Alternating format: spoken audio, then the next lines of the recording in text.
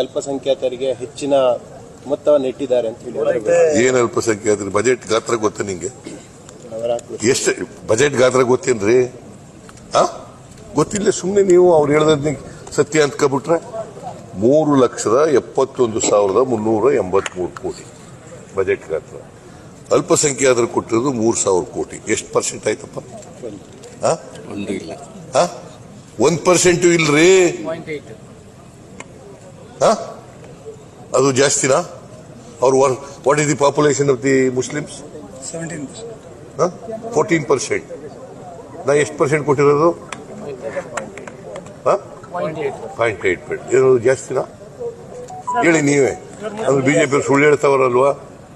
ಅವರಿಗೆ ಮುಸಲ್ಮಾನರು ಕಂಡ್ರಾಗಲ್ಲ, ಕ್ರಿಶ್ಚಿಯನ್ ಕಂಡ್ರಾಗಲ್ಲ, ಬೌದ್ಧರು ಕಂಡ್ರಾಗಲ್ಲ. ಅದಕ್ಕೆ ಹಿಂಗೆ ಹೇಳ್ತಾ ಇದ್ದಾರೆ, ಪ್ರಚಾರಕ್ಕೋಸ್ಕರ ಹೇಳ್ತಾ ಇದ್ದಾರೆ, ರಾಜಕೀಯವಾಗಿ ಹೇಳ್ತಾ ಇದ್ದಾರೆ. ಆಮೇಲೆ ಮಾತಾಡೋದು ಹೆಂಗೆ? ಸಬ್ಕಾ ಸಾಥ್ ಸಬ್ಕಾ ವಿಕಾಸ್ ಏನದಂದ್ರೆ ಏನ ಹಿಂದಿನಲ್ಲಿ ಹಂಗಂದ್ರೆ ಸಬ್ಕಾ ಸಾಥ್ ಸಬ್ಕಾ ವಿಕಾಸ್ ಅಂದ್ರೆ ಮತ್ತೆ ಯಾಕೆ ಸುಳ್ಳು ಹೇಳಿರಿ?